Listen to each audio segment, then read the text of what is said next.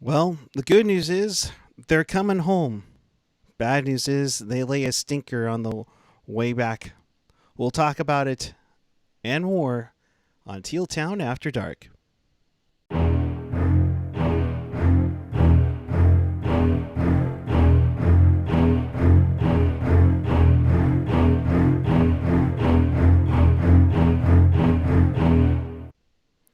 Good evening, everyone. It is Thursday night, February 11th, 2021. The Sharks lose and lose badly to the Los Angeles Kings 6-2. Welcome to Teal Town After Dark. This is your live interactive Sharks post game. We do this after each and every single Sharks game. So if you want to be part of the show, here's how you do it. Teal together and interact with us with fellow Sharks fans on the page or the app.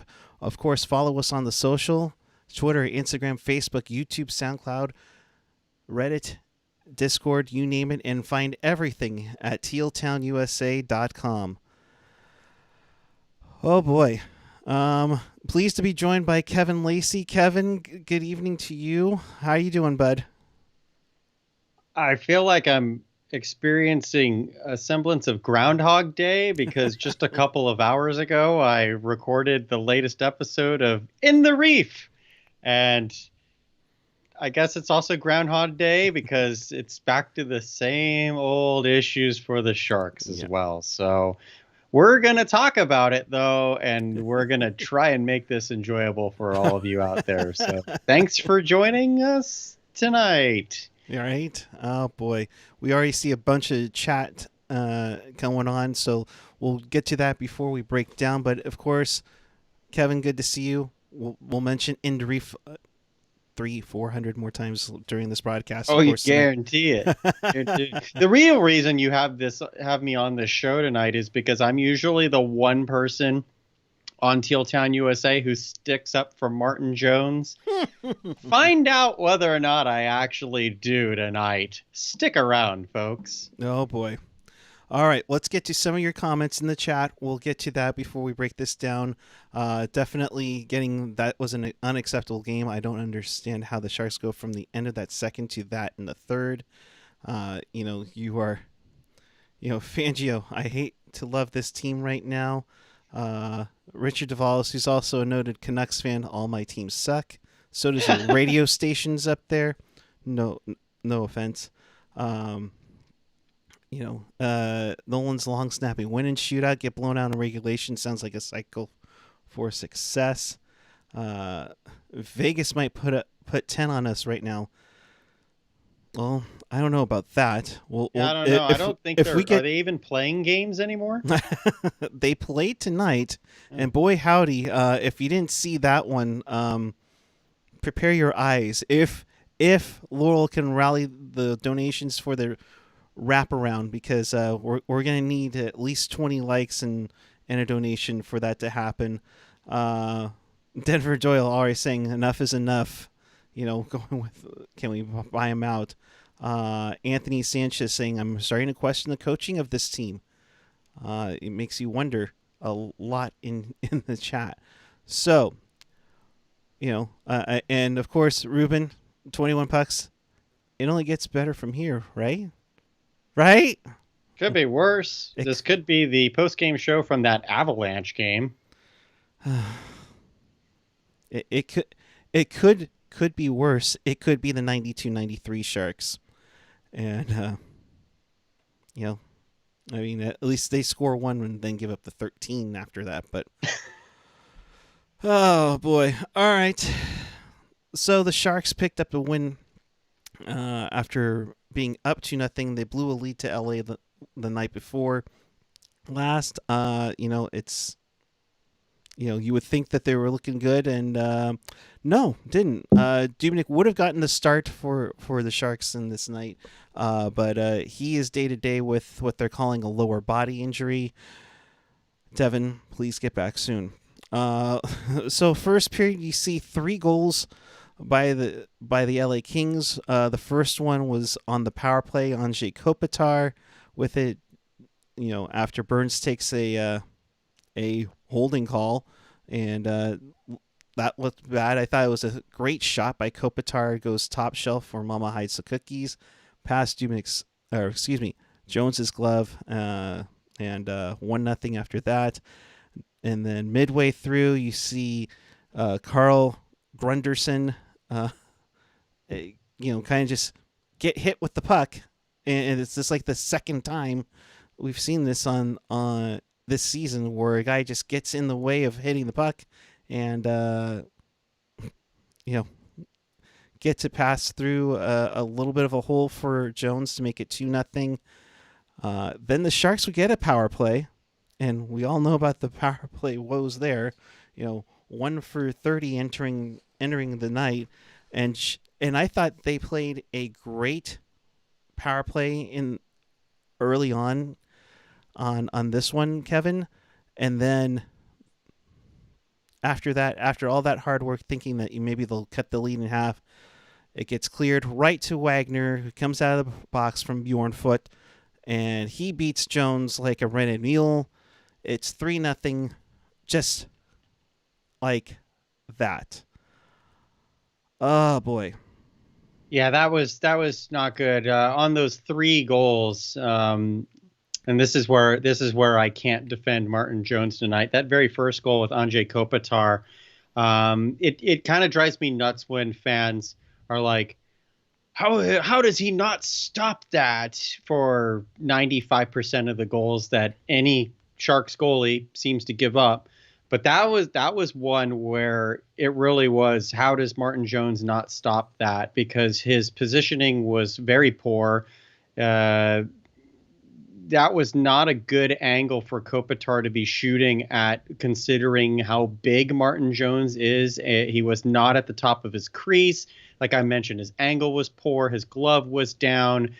He should not be getting beat up high like that from that angle. So that was bad. The Grundstrom one, that's one of those, it happens. That sucked, but you deal with it. You move on from that. Yeah. The power play looked fantastic. Evander Kane was really flying for at least the first half of the game. He was, I thought for sure he was going to get 2 tonight. Now, someone else got 2 tonight, and it wasn't Evander Kane. But the way this started out, I was like, oh, man, he looks determined to not let Cal Peterson get the best of him. Right. That power play, he had that open net chance off a rebound from, I can't remember if it was Marlowe. But, yeah, then for the puck to go back the other way, good timing by the Kings with Wagner coming out of the box. And that's one that I would like to defend Jones on. Wagner makes a nice forehand-backhand move, but Brett Hedican said it on the broadcast. Martin Jones, why are you that deep? Like, it is a breakaway, sure, it doesn't really favor the goaltender, right. But Martin Jones did himself no favors by being so deep in the crease that, even if Wagner goes forehand, backhand, and Jones is being aggressive on that, and he gets beat, okay, whatever. But the fact that Jones wasn't aggressive at all made it that much easier for Wagner to pull off that move. Yeah. So that was... those first 3 goals were not good, man. Yeah. Not good, folks. It wasn't pretty. Phil Dunbar in the chat saying Jones' play was rough again tonight. Positioning used to be a strength in his game. I've complained a couple of times for that he's not hugging the post, and they're getting some of those by him, especially on the glove side, and just didn't seem like his optics aren't there. It's like you need to try to make sure if you're deep in your net, make sure you're hugging the post and everything. That's not there. Coming in deep, not happening. You should be out a little bit more. These are things that Evgeny Nabokov need to teach him. And I know that he had a good run when the pause hit last year. I just think it's just a need of getting back to that. I think Martin Jones gets too much flack, and I think that under normal circumstances, I feel like the fans do need to just cut the goaltending overall a break. But with that performance, that's not going to do him any favors. And that you're right, Erik. Like Evgeny Nabokov, and it's also hard because yes, Nabokov has the tutelage from Warren Strelo, but it's not like Nabokov has a whole lot of coaching experience. Yeah. So it's not the blind leading the blind, but you wonder if Martin Jones I don't want to attack Evgeny Nabokov on this, but you wonder if a more seasoned goaltending coach would be beneficial for Martin Jones. I'm not saying fire Nabokov, anything like that. I'm just saying you wonder if in a different situation, Martin Jones would be able to figure it out faster. And yeah, and at this point, you gotta find something. You gotta find something quickly, because honestly, at this point, you are concerned about your career. I mean, things have just fallen off the rails. I'm afraid to look at his stats tonight. And I know that his save percentage has been poor all year. Yeah, but I don't feel like his play has been poor overall. I think his play has been all right for vast stretches of this season so far. But the last people are saying, "Oh, Jones stinks it up yet again tonight." Like, I thought Jones was fine the last couple of games. He was scary in overtime that last game, as Ian pointed out. No doubt about that. But boy, oh boy, with Dubnyk out, you'd like to see Jones take the ball and run with it. And Bob Bugner basically alluded to that in his post-game press conference. Bugner looked defeated. Like, he just sat there looking like the sour villain who's got a crown, who's supposed to be wearing his crown almighty, and it's like tilted on one side, and he's just like, someone give me a cigarette. Like, I felt bad for Bob Bugner in that interview. It's tough, and let's get to some of those comments that Bugner had. Thank you, AJ, for these. That goaltending is not up to our standard, and I'm sure it's not up to Martin's. I was thinking of putting Melnichuk in after the third goal, and in retrospect, I should have, but I challenged Jones in the first intermission. I thought we won the second period, and we'll get to that in a minute, but even though we didn't play that well, but you can't spot teams 3 goals. We had plenty of chances in the game. We didn't capitalize. And some other items from Couture, we didn't play good enough, and we got what we deserved. Yeah. I mean, that's the thing. We do have some super chat donations that we should say, and coming from the other side. So Kopitar 11, thank you, congratulations on the victory. Here's a few penny bucks. King's probably going to get shut out 3 games in a row after this one. Well, for our sake, I hope so, but one thing I've noticed about Kings fans, maybe it's just been lately, but I've noticed it, is Kings fans keep it pretty realistic. Like, I feel like Kings fans are pretty willing to admit when their team is not good, but they're also pretty willing to shove it down your throat when they are good. Yeah. But they're true. I'll give Kings fans that. Super chat donation from Nolan's Long Snapping, $4.99. Thank you. So I would assume that means that our wraparound is been activated.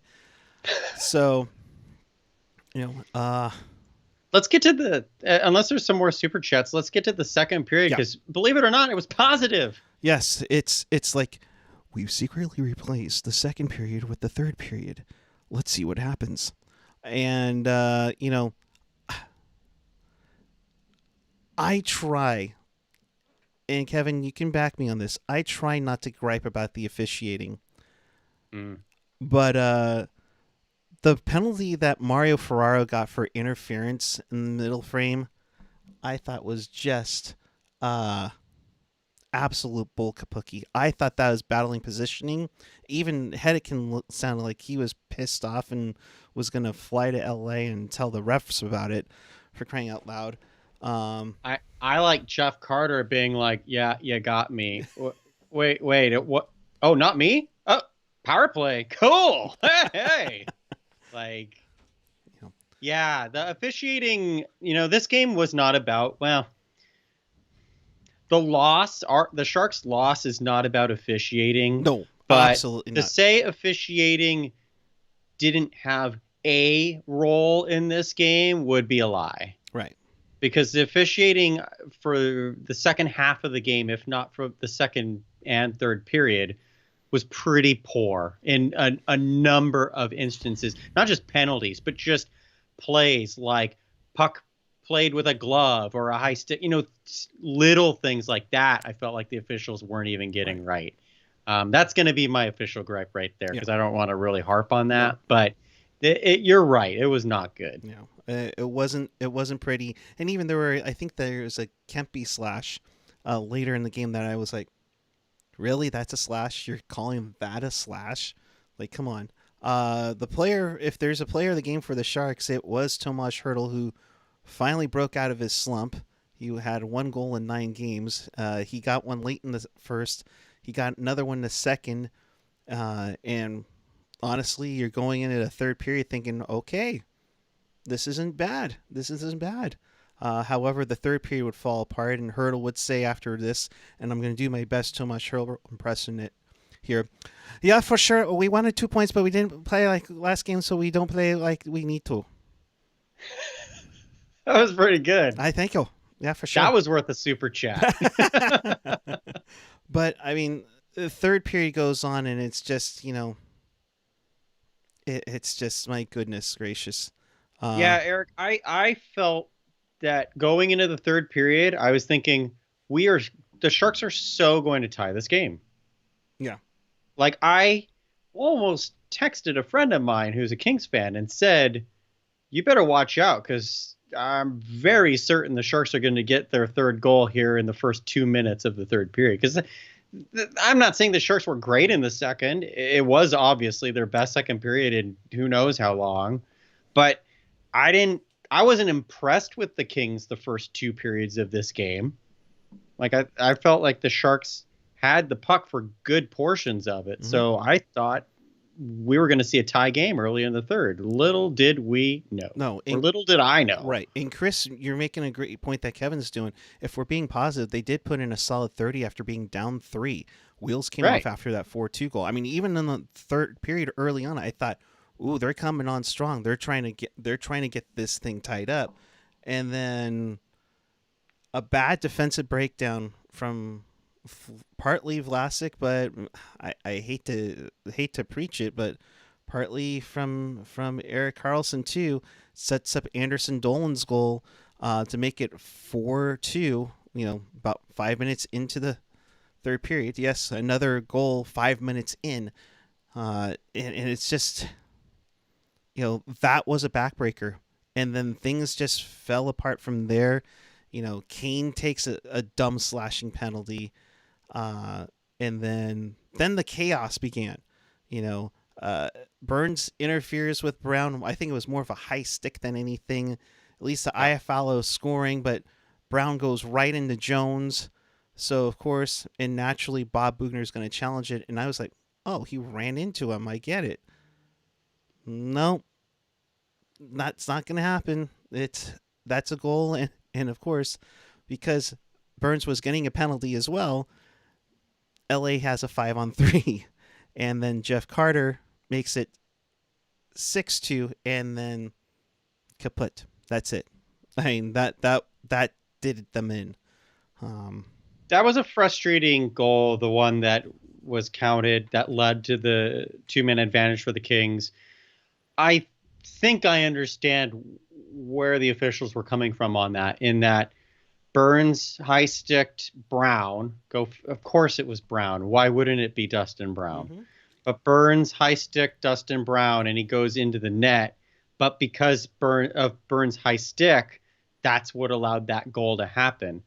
But to me, I believe the intent of the rule, and I usually end up getting disproven on these, but I believe the intent of the rule is, if Burns were to, say, push Brown into Martin Jones, then yes, that's absolutely the defenseman's fault, and that goal should count.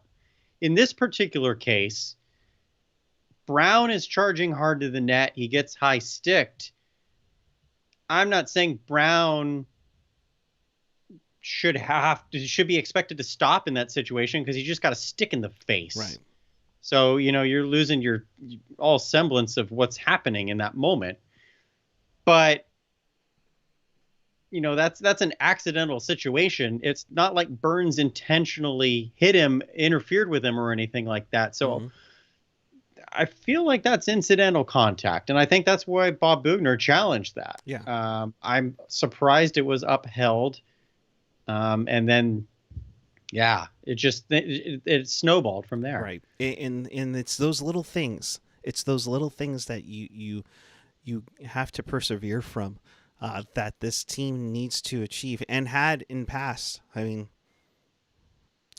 it's a frustrating way, because you see how this team was on it, before that 4-2 goal, and it just falls apart. And they need everyone out there. And look, Hertl says, we need everyone every night. It just can't be one line. Yes. And Ferrara, we have to take it shift by shift.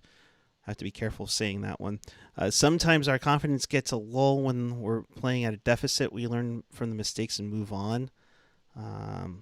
Now, this one's interesting from Ferrara himself. I thought Jones played well. That breakaway goal is on me. He's hard on himself, and that's a good thing. We have to do a better job playing in front of him. I mean, so you're definitely getting a... It is what. Let's go back to Hertl's quote there. Also, I thought that was hilarious what Richard wrote in the chat. But going back to Hertl's quote about we need more than one line to contribute. The number of times that when I haven't been on Teal Town After Dark, that I've been in the chat, and I've seen people say, well, the Donato line played really well tonight, or the fourth line played really well, whatever it is. That's been the thing, is why are we praising this line did really well? Like, I feel like as Sharks fans, we should be mad that we're only praising one line, and it's always a different line every single game. Like, when, even in the wins, because we still only have one regulation win, when are we going to be able to say this team played well? This team played well enough to win. We haven't really said that much at all. Maybe one of the Blues games at the beginning of the year. That's what's aggravating for me. The other thing too is it didn't happen tonight, but the inability for them to hold a lead, let alone a multi-goal lead, and that is part of a problem here that keeps falling apart with this team. I don't get it. I don't understand why this team is falling apart with holding leads if they're so lackadaisical, or in any of that. I mean, it's tough to see. I'm getting, I actually getting a text from Sam Tageson, viewer of the show. Hey, Sam. Sam showed up in my my Twitter recently, so I thought, hey, what's up, Sam? He actually, I of course I'm in the East Bay. Sam's not that far from me, so I'm gonna have to kidnap him to get him on here sometime. But he's saying, what do you think on Bob calling out Jones? Personally, I think he knows Jones has got another level, and he just wants to see it from him. He had a bad game tonight, but he's also got our only wins. I wouldn't be surprised if he starts Vegas and gets the shutout. Well, you just jinxed him, Sam. You should know better that you're a goalie. Definitely a tactic coaches use to call out players when they want more from them and know that they can be better. What do you think of that? Of him essentially calling out Jones, which we both were saying wow at before we went on air. Right. I think this is Boughner throwing his hands up and said, I'm done playing nice. about this situation. Like, what else do I have to lose at this point? Like, I'm Bob Bugner, and I have tried every other approach. Right now, it's time for the Tortorella approach, I guess. I don't know. And the thing of it is like Bob Bugner said, like, Jones needs to be the guy. He doesn't need to stand on his head. And maybe that's part of what Jones' problem is. Maybe his mentality is, oh my goodness, I have to make the save every single time. And, you obviously want your goalie too, but Right. maybe he's psyching himself out. I don't know. We've been theorizing this now for a couple of years about Martin Jones. But Bob Bugner's correct that Jones has to be the guy. First, he's being paid to be the guy. Right. And secondly, a lot of people on Twitter tonight were saying, let's bring in Alexei Melnichuk. And I thought I saw in the chat someone said he thought about bringing in Melnichuk way earlier into that game. That was a Booger quote. It was a Bugner quote. There you go. That concerns me. Like, obviously, I'm a Barracuda guy. I just recorded In the Reef earlier tonight. It's available on Teal Town, USA. But Alexei Melnichuk in his 2 games against Tucson didn't look very good. He wasn't bad. He just looked like a goalie who needs considerable time adjusting to playing in North America. His angles were poor. He had trouble seeing the puck through any bodies whatsoever, including if I was my 165-pound body in front, I think Melnichuk would have a hard time seeing. So those are the types of things that concern me. So when people are saying, bring in Melnichuk because Jones isn't doing it, you're right. Jones wasn't doing it tonight. He had a terrible game. But Melnichuk, for me, is far from NHL ready. I don't think it's Josef Kozhinash. I don't think Kozhinash is ready either, but I think he's at least more ready than Melnichuk right now. So there's no winning situation with this. I would have rather. I think when Melnichuk came in the game, the timing was right, but I wouldn't have brought him in any earlier because I think you risk spoiling a very, very young goalie. Remember what happened with Mikey DiPietro, I think 2 years ago yesterday against the Sharks.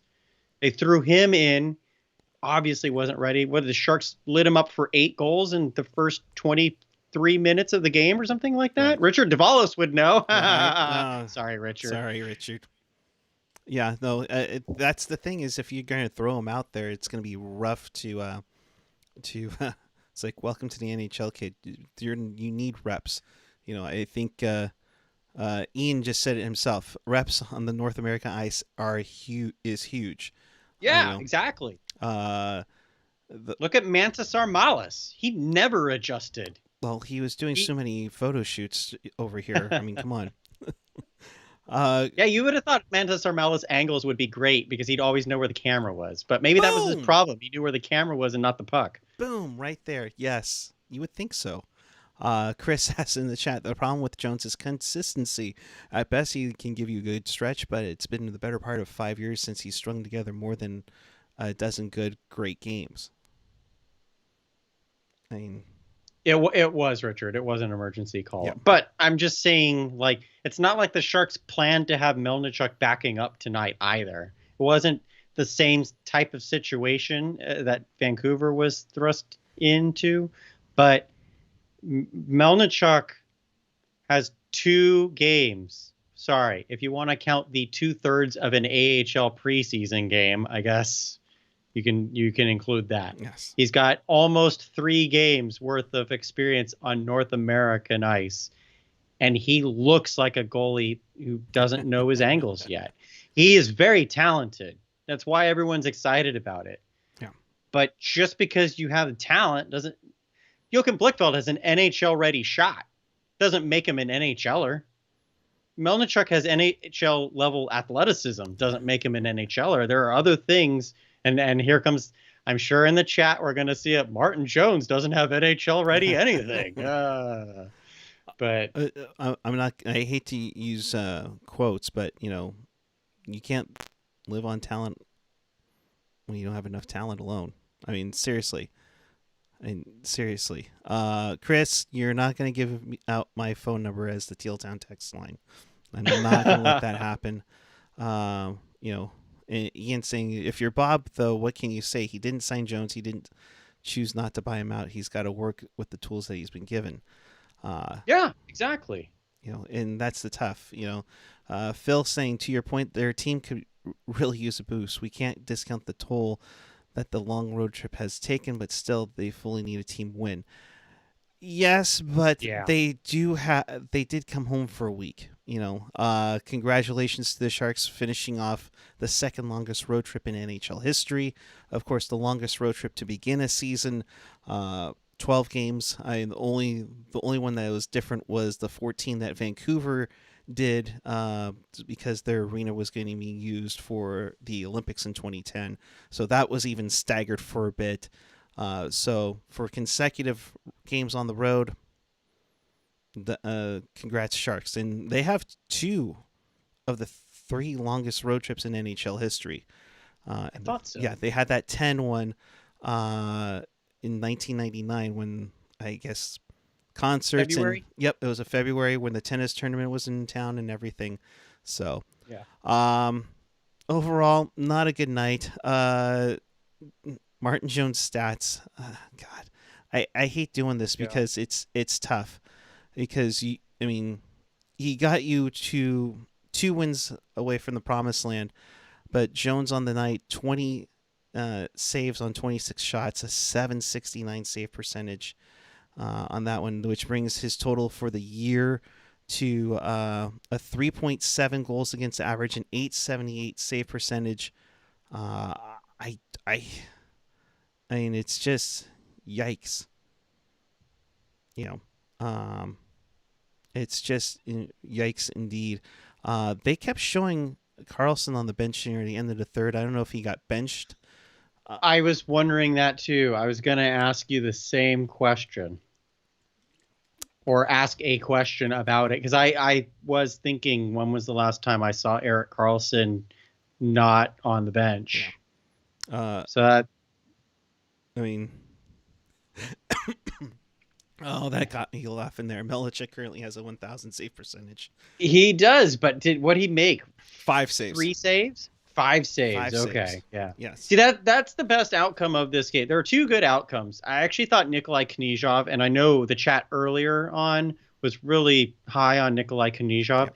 I actually thought he played pretty well, and he did finish with a +1 and an assist in a very lousy game. So that's impressive. I don't know what his ice time was. I can't imagine he had that much. But he had 1609. See, so that's good deployment. Yeah. And I think that's really good for him. I don't think he's got a lot to bring to the table, but I think he is serviceable. So as long as it's positive things, then that's what you want from a young undrafted defenseman, no less. Right. Who wasn't even playing in the KHL when the Sharks signed him. So that's a positive. And then the other thing is, the Sharks had the puck for most of the time that Melnichuk was in the net, so he didn't really face anything difficult. Because like I said earlier, I was quite concerned, even in a 10-minute spell. I thought the propensity was there for him to give up a goal on his first 3 shots, right. Like within his first 3 shots. Again, not because he's not talented, just because he's not ready. Yeah. And you got to be ready, and you got to be prepared. And honestly, I kind of expected a loss tonight, because I think these guys are ready to come home.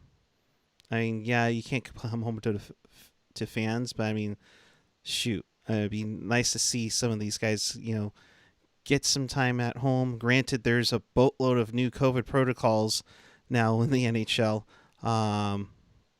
It's crazy, and so I see Mario Ferraro had more ice time than Brent Burns and Marc-Edouard Vlasic.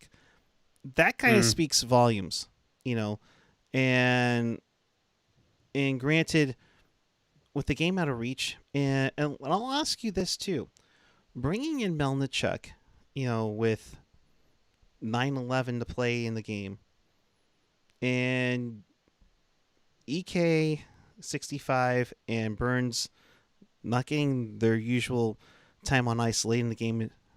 What is that kind of signaling a white flag saying this is done? We gotta get some. We're giving up. We're just gonna make this all garbage time and go home. Absolutely. And what kind of precedence does that send in that case? I think you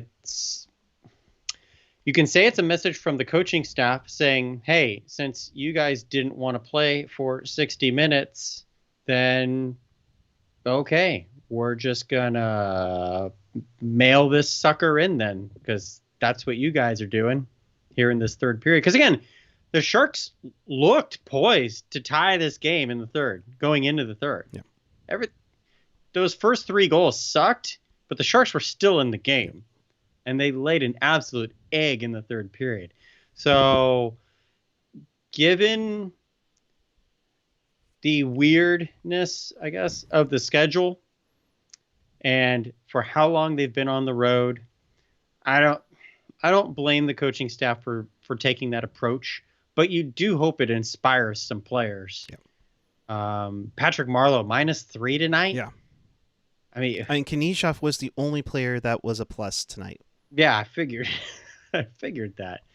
And I don't think Patrick Marlowe is playing poorly. He's just been a guy. Yeah. And the problem that I noticed with Marlowe, with Karlsson, and with Vlasic tonight, and other people have said this in the chat in previous games, is they need to pick up the pace. Like that goal, the tic-tac-toe goal by Anderson Dolan, I believe that was the 4-2 goal. Yeah. Vlasic and Karlsson, sure, they're more or less watching. I don't think it's so much watching because positionally they're kind of there, but they need to step it up. Yeah. Literally step it up, because everyone else is playing faster than what that pair is playing. Right. And so tic-tac goals shouldn't happen, but the league is fast enough that the defense should be anticipating that play. Right. Abso-freaking-lutely. So with Marlowe in the first period, Marlowe had a couple of great chances on the power play. Big time. And I was thinking Marlowe scores those if he's younger because he's got faster hands. And in this day and age, even the so-called slow guy, I would consider Nikolai Knizhov a slow guy, but he's not slow. Yeah. He's got good skating ability. But a guy like Marlowe should be able to score, should not be getting outpaced by Knizhov, I guess is what I'm trying to say. Yeah. Like Marlowe historically always has the hands, always has the speed. He's 41 years old. I'm going to give the guy a break. But we need goals out of him.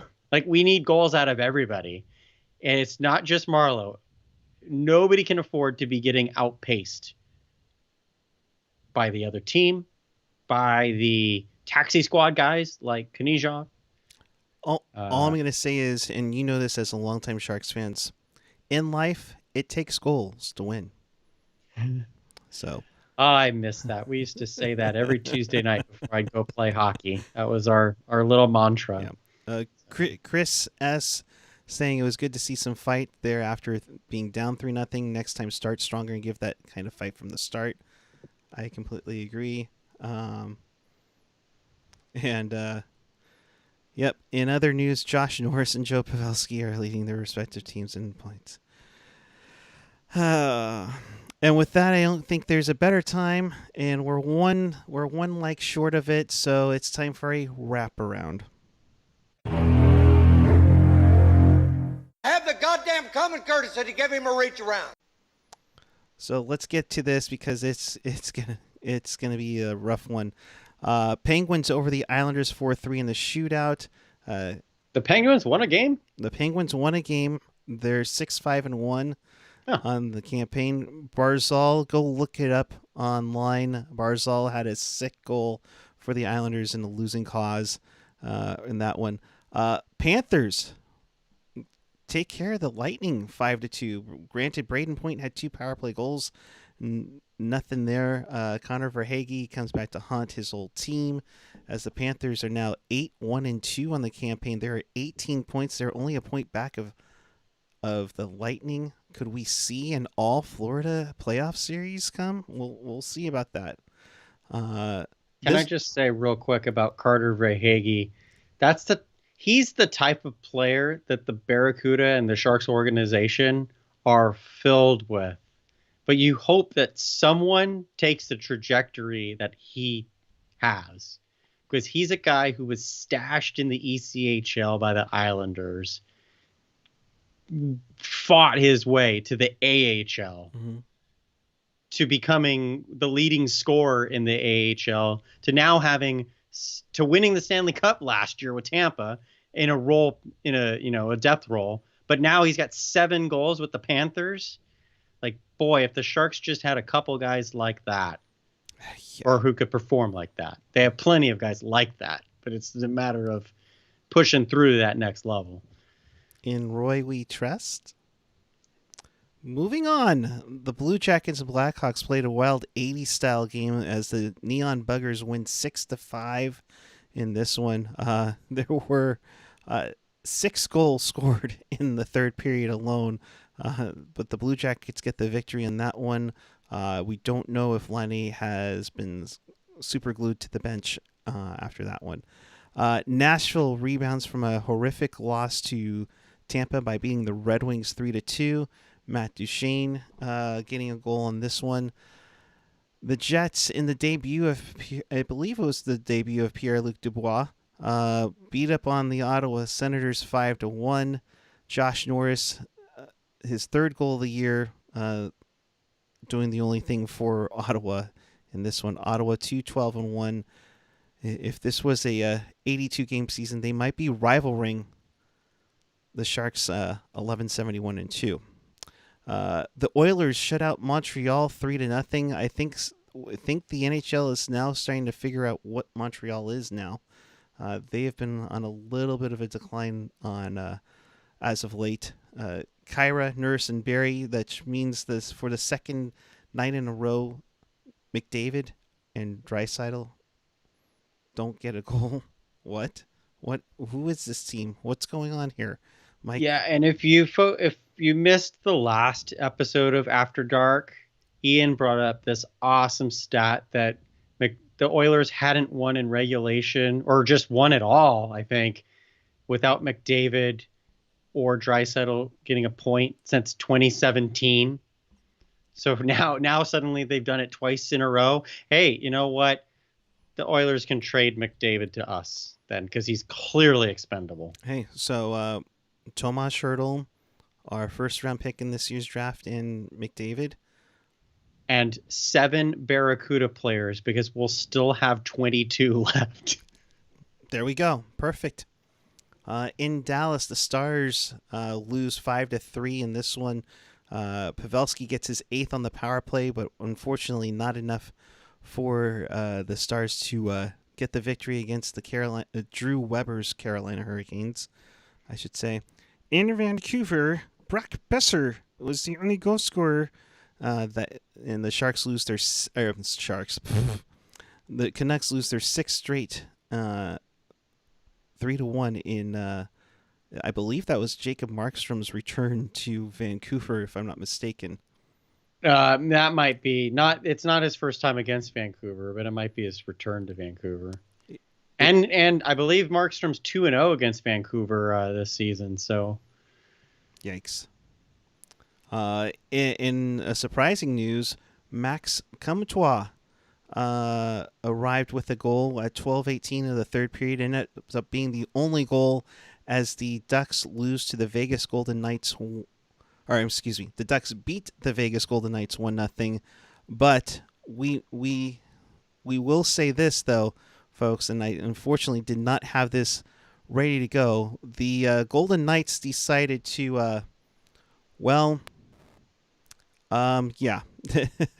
the Golden Knights decided to go with a little bit of a fashion statement today. They break out. They did not. Broke out. Tell me what you're they broke out gold chrome helmets tonight. It was a matter of time, Erik, because the Silver Knights busted out their silver chrome helmets last weekend, and I don't understand why, but people love those silver helmets of the Silver Knights. So the Golden Knights, it was a matter of a week, and now they suddenly have that too. All I'm going to say is I blame LA for having those in the last year's Stadium Series. That's how it all started. But this is what I'm going to propose, and I will definitely Photoshop this up by the weekend. The Sharks need to have teal helmets with swimming sharks on them. I mean, or better yet, all the players have a homage to Brian Hayward going forward. I at this point we need to have that. I think so. I mean, if we're gonna get tacky with Nashville gold helmets and we're going to go with gold chrome helmets, at this point, let's just rip it off. I mean, let's have Kachina helmets and everything. I don't care if it's brought to you by Gila River Arena or not. Let's just go. I mean, let's just go crazy with it, right? The Sharks and Kings, of course, and let's not forget to mention Drew Doughty with a 3-point night. We can forget. Moving on. Okay. Of course, more games postponed. Capitals and Sabres, Devils and Flyers, Blues and Wild, Coyotes, Avalanche. And let's be real here. The NHL's in deep doo-doo. Yeah. I mean, it even came out today that, or I think Brody mentioned it today, that there are certain plans in place just in case the teams that are going to go play in Tahoe can't go. So teams are on call. Now, that being said, for those who are hoping that it's the Sharks that are getting the call, remember the Sharks have a 2-game series on February 18th and 20th in St. Louis. So I don't know how you might get out of that one, but I doubt it's the Sharks that are going to be playing in that outdoor game. Man, I'm just looking at 4 games postponed, and I'm surprised it isn't 5, given the Vegas situation with another player. I'm surprised they got to play tonight. Yeah. I can't believe it. Almost, and I hate to think this way, but it almost, you wonder if the NHL's like, please just play. We can't have yet another stain on the league. I would hope that's not the approach they're doing, but like they're getting close here. Well, there's a lot of teams that are currently suspended in operations. And it's bad. And it's scary because Vegas played the Ducks. Those are the 2 next opponents for the Sharks. I mean, I can't. I mean, if it gets worse for Vegas, do not get on that plane tomorrow for San Jose. Right. Richard in the chat said the NHL is about to surpass the NFL for levels of stupidity for playing through the coronavirus, and that's something that came across my mind over the last week or so. But the NFL situation is a little bit different because their roster is more than twice the size of an NHL roster, and it's starting to get into that same kind of territory as far as percentage of players being taken out by this thing. So I think the NHL is right there with the NFL, and that is very concerning. Yeah. I mean, it took them this long to get rapid testing. I thought for sure after what happened with Nosek and among other things, along with what happened in the AHL with the Barracuda, that the leagues would smarten up a little bit. Super chat donation from John. Jones blew about 3 of those tonight. Yeah, I agree. Agreed, for sure. Yeah. What I was just going to say, because you mentioned, thank you, John, by the way. What I just wanted to say on the Barracuda situation, because I did not get around to mentioning it on In the Reef with Nick Nolenberger. There's another plug. was the Barracuda. I'm not going to say which player had the virus. I do know who it was. From what I have been told, it is believed to have been a false positive, and the player is back with the team.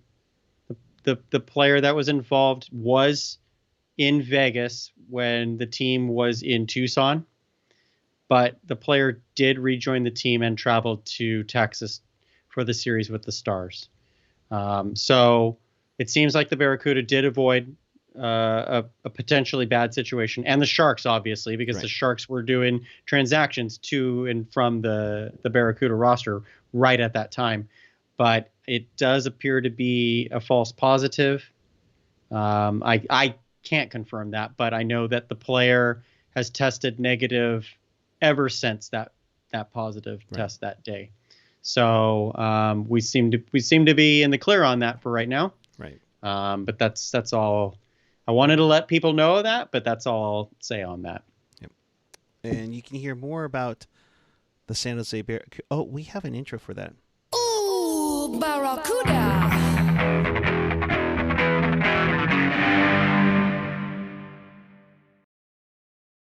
More about the Barracuda, and there's those cool downloads again. Check out In the Reef. Kevin did a podcast with Barracuda play-by-play announcer Nick Nollenberger, recapping everything that was going on with the Sharks AHL minor league affiliate. So check that out. That is on our YouTube channel as we speak. So when you are not wanting to go to bed and you want to hear about the Barracuda, you tune into it immediately after you finish watching this program, for sure. And I'll go ahead and have a look. I thought it was a fun show. We had a good conversation. Nick and I have continued to talk, privately the last little while, but it's the first time in almost 14 months since Nick was on In the Reef. So it was really good to have him back. This episode was a little longer than the typical ones. I know the last one was an hour long, but this one ran about 50 minutes because we just had so much to talk about. Generally, we try to keep these shows to about 30 minutes so that they're more digestible if you want to listen on your lunch break or listen while you're making dinner or whatever. But feel free to check it out. Leave comments at Teal Town USA and to me at Kevin Lacy 22. I'll be happy to field those. And I hope you enjoy the show because, like I said, it was a fun conversation we had earlier this evening. You definitely check that out at tealtownusa.com. All I have to ask is, Kevin, how much are you missing celebrating a goal?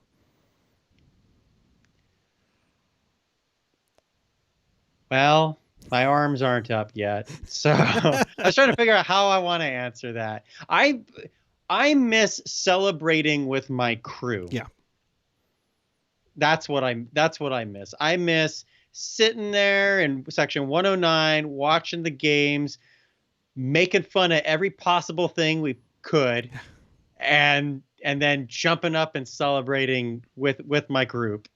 That's what I really do miss. But hey, I'm happy hockey's back. Yeah. I'm with you like that.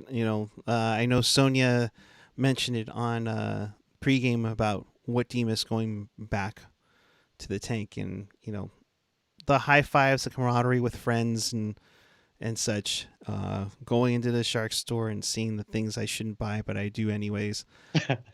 And seeing AJ just randomly walk in and go, "Hey yo," and throw something at one of the employees, and that literally happened, by the way. In fact, AJ I was like, what what just happened?